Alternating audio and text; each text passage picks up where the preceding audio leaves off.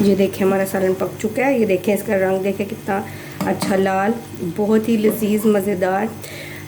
जब मेहमान आए तो आप उनको ये चिकन करेला बना के दें, वो भी आपसे पूछेंगे। इतनी अच्छी रेसिपी।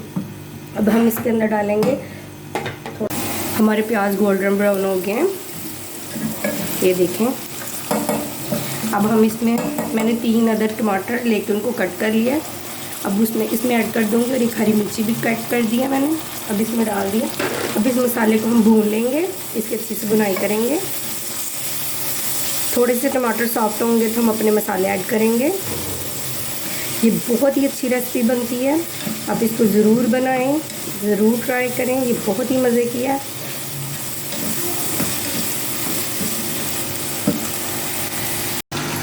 अब हम चिकन को बस हल्का सा गोल्डन ब्राउन करेंगे और फिर इसको निकाल लेंगे।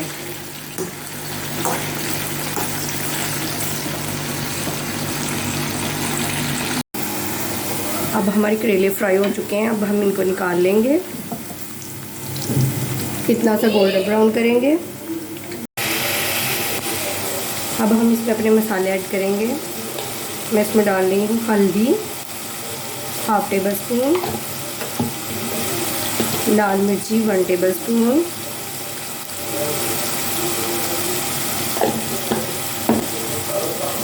गरम मसाला 1/2 टेबल स्पून, नमक 1/2 टेबल स्पून। अब इसकी थोड़ी सी भुनाई करेंगे ताकि हमारे मसाले जो हैं अच्छी तरह से मिक्स हो जाएं।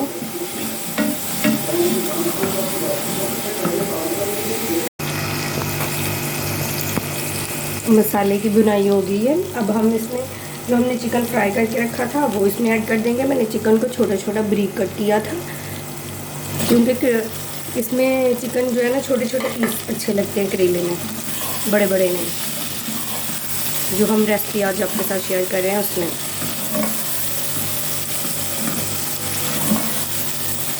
ताकि हमारा चिकन भी अच्छे से इसमें मसाले जो है मिक्स हो जाएं।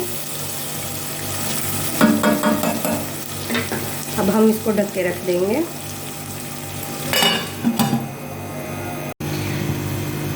ये देखें हमारा सालन पक चुका है। ये देखें इसका रंग देखें कितना अच्छा लाल, बहुत ही लजीज मज़ेदार।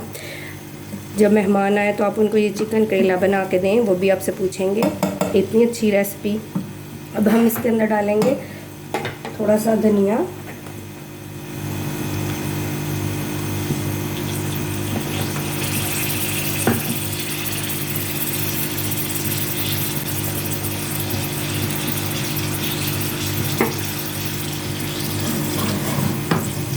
और अब हम इसको बर्तन में निकाल लेंगे।